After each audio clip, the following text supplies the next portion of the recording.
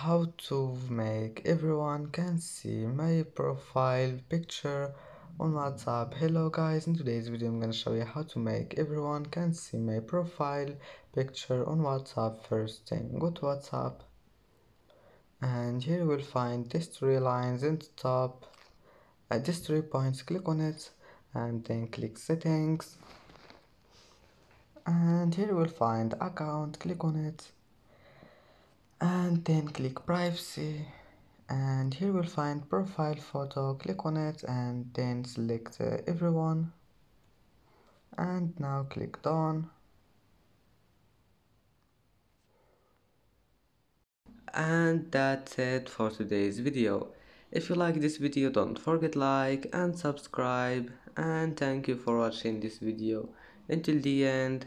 And now see you in the next video.